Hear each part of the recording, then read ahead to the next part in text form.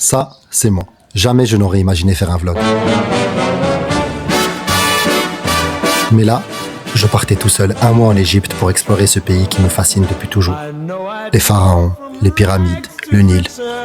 Ma passion pour l'Égypte, elle a commencé dès mon enfance, avec le film Le Prince d'Égypte, qui raconte la célèbre histoire de Moïse et de l'Exode. Voilà pourquoi ce vlog ne commencera pas au pied des pyramides, mais ici, au pied du mont Sinaï, là où Moïse a reçu les 10 commandements.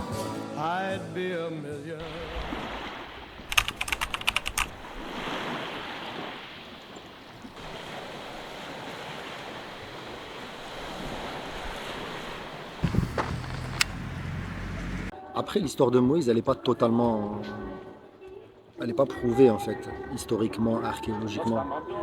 On n'a aucun argument solide qui prouve la véracité de cette histoire, ou même l'esclavage des Hébreux en Égypte, ou la sortie d'Égypte. Tout ça, c'est simplement ça relève de la foi, en fait. Parce que les seuls textes qu'on a qui nous parlent de ça, c'est le Coran et la Bible. Donc c'est les textes religieux. Les historiens, les archéologues, ils ont quand même quelques pistes, il y a des théories, mais il n'y a rien de vraiment sérieux. Il n'y a pas de consensus scientifique à propos de ça. De la même manière, on ne sait pas vraiment ce serait qui le pharaon de Moïse, l'adversaire de Moïse. On n'a pas vraiment on ne connaît pas son identité, puisque dans les textes religieux, il est simplement cité par son titre de pharaon. Il n'y a pas son prénom. Donc dans l'art, dans le cinéma, Hollywood et tout, on a souvent mis Ramsès II, mais c'est basé sur rien d'historique. C'est difficile à prouver quand même, mais je pense que tu sois croyant ou non, cette histoire elle a quand même marqué l'humanité, et qu'on le veuille ou non, elle est primordiale dans notre histoire en tant qu'être humain en fait. C'est un peu la base de notre civilisation. Notre civilisation s'est basée sur ces histoires-là. C'est comment toi t'es où déjà? T'as dit quoi? Vas-y, je te rappelle. Donc voilà, l'ascension elle se fait de nuit et t'arrives au top de la montagne vers le lever du soleil pour rajouter un peu ça rajoute une ambiance encore plus spirituelle et tout.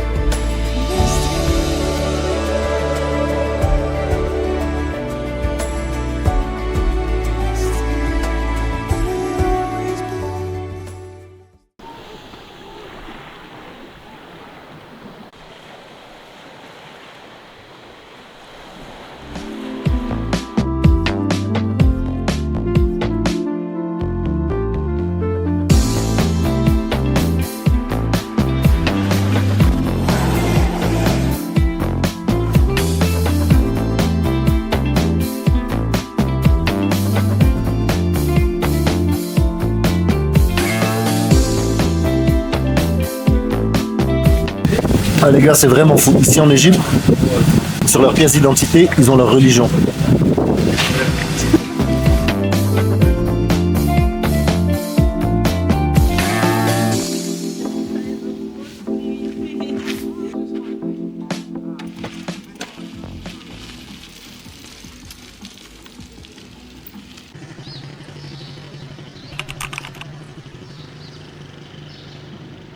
Ici, je suis au village, tranquille, il n'y a rien, il n'y a pas grand-chose.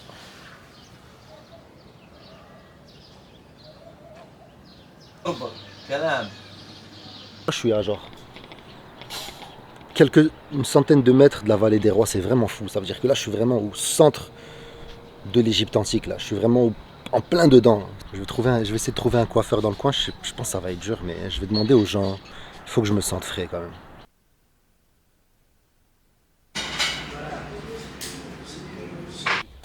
كده كويس؟ ايوه كده. En Haute-Égypte, c'est là où mon âme d'historien s'est le plus épanouie. Les monuments sont à couper le souffle et le poids de l'histoire se fait ressentir à chaque coin de rue. Je peux marcher pendant 2 heures et toi, peut-être pas tout vu. La grandeur des statues et le charisme des icônes laissent seulement deviner l'étendue de l'estime que les pharaons avaient d'eux-mêmes. Ici, on frôle la démesure.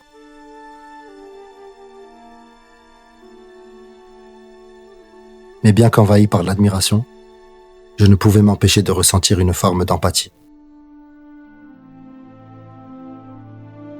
Une empathie pour ces rois et ces reines, pour qui aujourd'hui il ne reste que des ruines. Les dieux ne sont plus vénérés et les rois ne sont plus adulés. Le temps a eu raison de l'ego de l'homme. De quoi réfléchir sur la brièveté de la vie et l'insignifiance de notre passage sur Terre.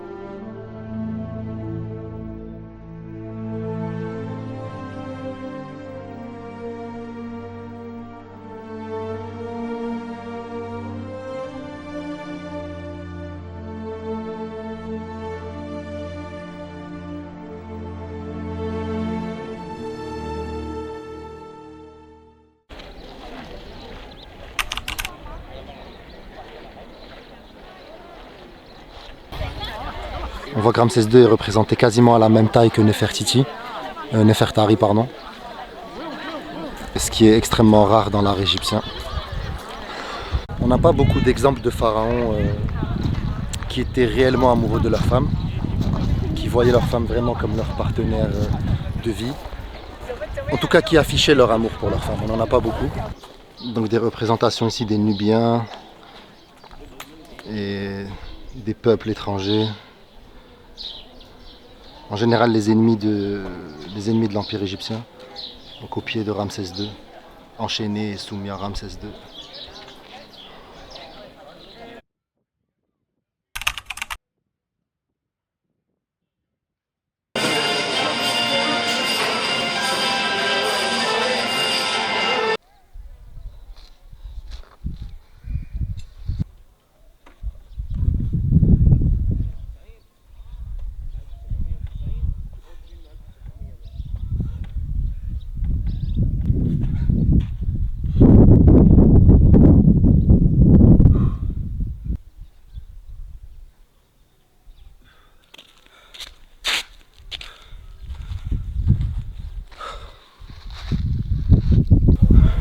Donc après le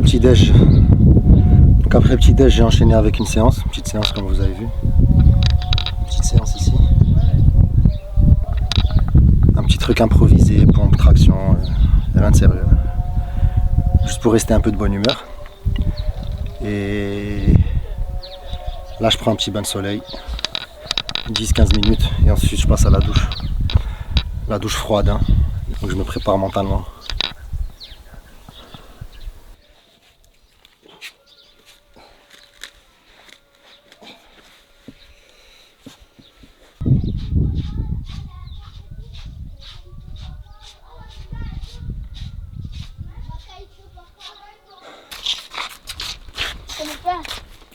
من المغرب. أحسن الناس. تعرف المغرب؟ أيوة عارف حكيمي، حكيم جياس، لا ياسين إبراهيم تونسي.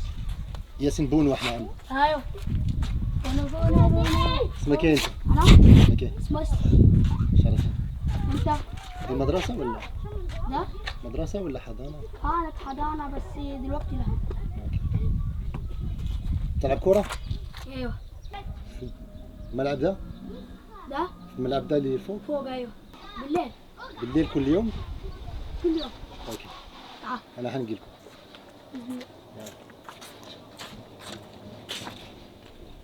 Là, il y a un problème d'eau à la maison et je dois laver mes trucs.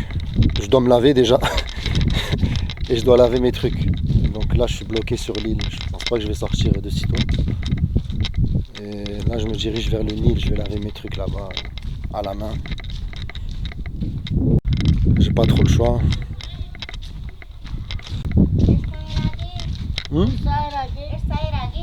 ايه مش فاهم مش فاهم بس كان بحكي عربي بس انا عند احمداني، بتعرفوا احمداني؟ ايوه انا عنده في البيت. تشتري حاجة نوبي؟ ايه تشتري حاجة نوبي؟ ما معاش فلوس دلوقتي، من بعد يعني؟ من بعد ان شاء الله. ايوه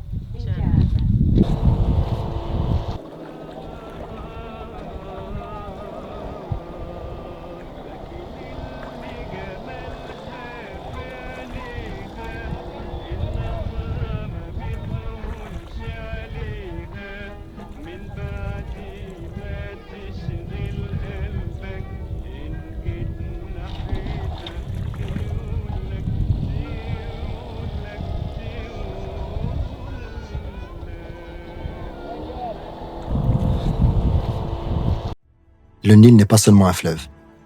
Il est littéralement la raison de la vie ici.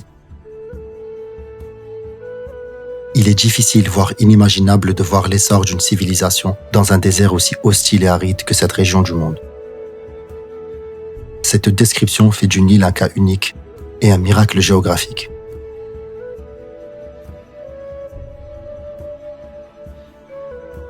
Il est celui qui dicte la bonne fortune ou le malheur des gens. Selon ses caprices, les années sont bonnes ou mauvaises.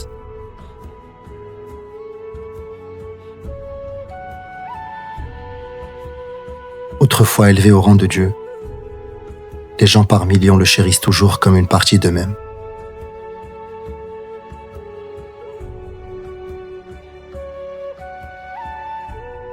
Quant à moi, ces semaines à le parcourir resteront des moments suspendus et un voyage hors du temps.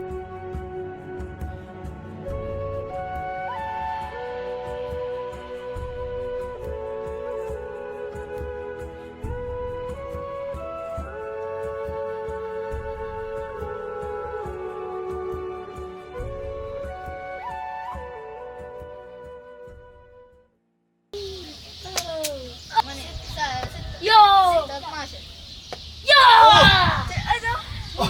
عدانا 48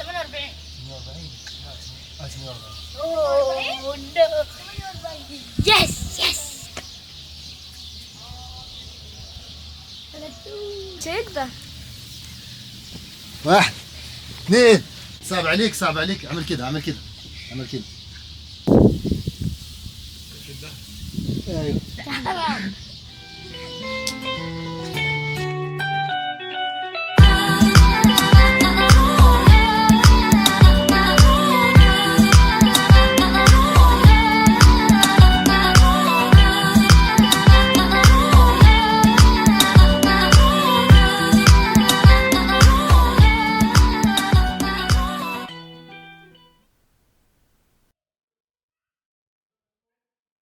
انت ما تخش معايا؟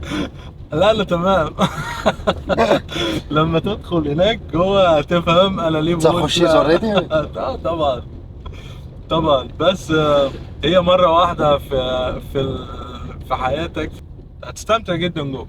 هو صعب لكن حد ما يخش معايا، نخش وحدي ولا في؟ لا لا، في زوار جوه، في فيزيتور. احنا يعني هنا في الريف يعني ما فيش، لو حصل حاجه لداخل رحت يعني. لا لا لا، ما تقلقش خالص. نموت مع سنيفر ولا لا لا لا لا خالص، ما تقلقش. Les pyramides, c'est vraiment une technique qui s'est développée avec le temps. Ici, on voit la pyramide rhoboïdale de Snéfrou, du roi Snéfrou. En fait, il a commencé, ces architectes ont commencé à faire la pyramide sur un certain angle. Et ensuite, ils ont corrigé l'angle pour venir la finir comme ça. Et c'est ce qui fait cet effet un peu courbé de la pyramide. Donc ça, c'est la première tentative. Vu qu'il n'a pas aimé la pyramide, apparemment, il a fait assassiner tous les ingénieurs et les architectes. Et il a fait la deuxième qui est là-bas. La pyramide finale. Allez. Donc la pyramide rhoboïdale ici, on va rentrer dedans. Et je vous emmène à l'intérieur. C'est parti.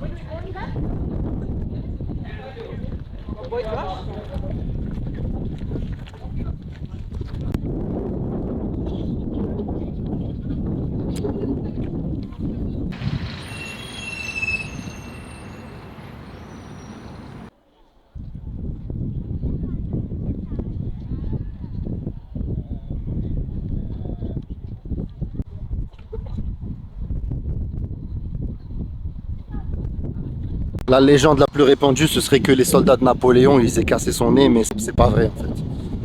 Parce qu'on a des représentations, des peintures, des dessins du Sphinx qui sont antérieurs à Napoléon et où le Sphinx a déjà perdu son nez. C'est certainement juste l'érosion avec le temps, naturellement, tu vois. C'est le nez, c'est la partie du visage la plus qui ressort le plus, donc naturellement c'est celle qui est le plus usée facilement avec le temps. D'ailleurs, il y a plein d'autres statues dont le nez est cassé, tu vois.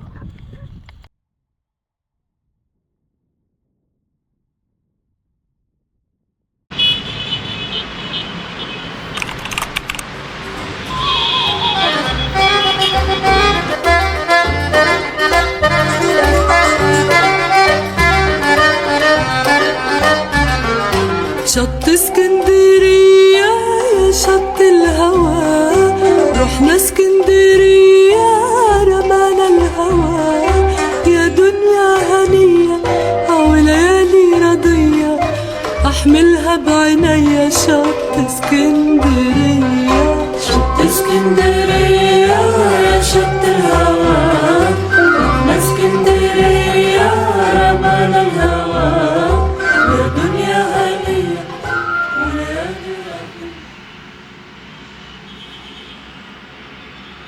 Donc durant l'Antiquité, la bibliothèque d'Alexandrie, elle abritait les ouvrages de tous les scientifiques du monde en fait. Le savoir du monde était centralisé à Alexandrie et tout le monde venait ici pour étudier, pour échanger.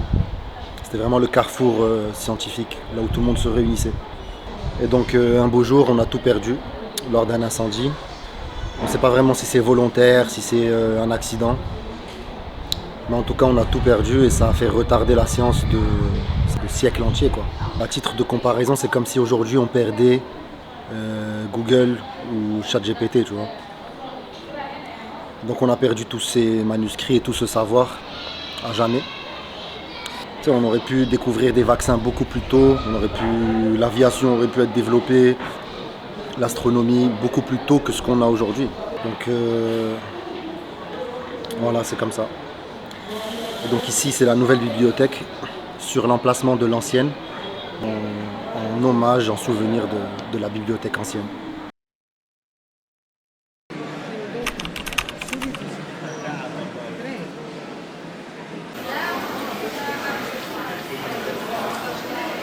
Quick picture.